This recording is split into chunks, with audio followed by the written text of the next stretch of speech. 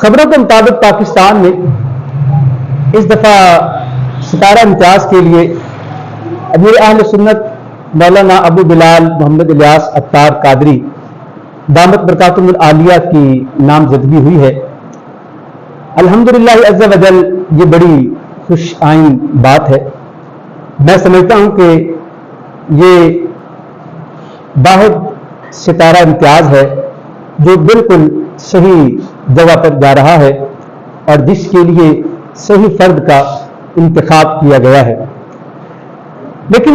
ناظرین کرام، سوال یہ پیدا ہوتا ہے کہ امیر اہل سنت کو کس کارنامے پر ستارہ دیں؟ کیا کروڑوں لوگوں کی اصلاح کرنے پر، دنیا کے تقریباً تمام ممالک میں دین کا پیغام پہنچانے پر، عالم اسلام کو لاکھوں حفاظ دینے پر، اس معاشرے میں ہزاروں علماء پیدا کرنے پر، مساجد کی تعمیر اور مدارس کی ترقی پر، اندھے گونگے بہرے اور لاکھوں معذور افراد کی آخرت سنوارنے پر، اس ملک کے اندر لاکھوں پودے لگانے اور سیلاب کے اندر سیلاب زدگان کو مکانات کی تعمیر کر کے دینے پر، میں پوچھتا ہوں کہ آپ کو کس کس کارنامے پر ستارہ امتیاز دیا جائے؟ یہ سارے وہ کارنامے ہیں جن کو میں نے گنا اور کچھ گن نہیں سکا۔ ان میں سے ہر ایک کارنامہ یہ ہے، یہ اہمیت رکھتا ہے کہ آپ کو ہر کارنامے پر ستارہ امتیاز سے نوازا جائے۔ لیکن میں پھر بھی یہ کہوں گا کہ تمہارے یہ ستارے تو ختم ہو جائیں گے،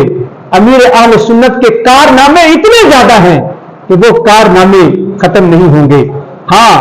ان کی اس خدمت کو محسوس کرنے کے لیے میں اعلی حضرت کے ایک شعر میں تحریف کر کے اس کو یوں پڑھوں گا کہ ملک خدا کی شاہی تم کو عطار مسلم،